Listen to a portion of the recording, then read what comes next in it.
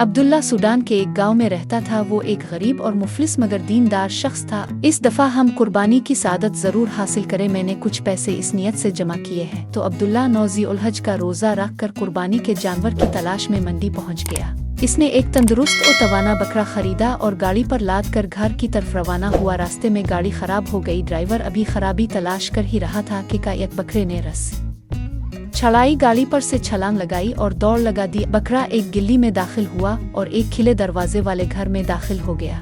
इस घर में जो छोटे बच्चे थे उन्होंने बकरे को देखा तो शोर मचा दिया, अम्मा अम्मा, हमसाये ने हमें जानवर भेजा है। माँ बोली, अरे नहीं, ये पड़ोसियों ने नहीं भेजा बल्कि किसी और का है जो आकर अभी ले जाएगा।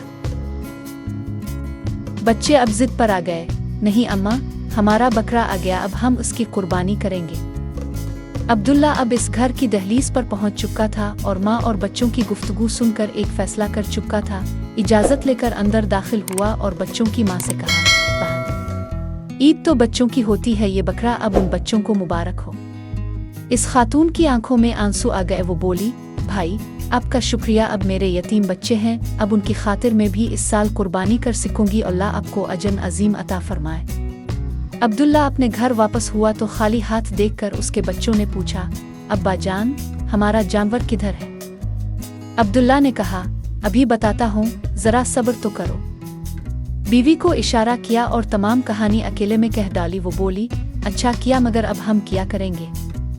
अब्दुल्ला बोला, मैं अपने दोस्तों से मदद मांगता हूँ, खैर होगी इंशाअल्लाह। इस तरह कुछ पैसे जमा किए और दोबारा मंडी रवाना हुआ। देखता किया है कि एक गाड़ी जानवरों से लदी हुई इसके करीब आकर रुकी। अब्दुल्ला ने एक बकरे की तरफ इशारा करके पूछा, इस बकरे की कीमत क्या होगी? मालिक बोला, ये जानवर हमारी तरफ से मुफ्त ले जाओ, कोई कीमत नहीं। दरअसल जब हम घर से कारोबार की नियत से निकले तो हमारे वालिद साहब ने कहा था कि जो पहला गाहक तुम्हें मिले इसकी पसंद का जानवर मुफ्त दे देना।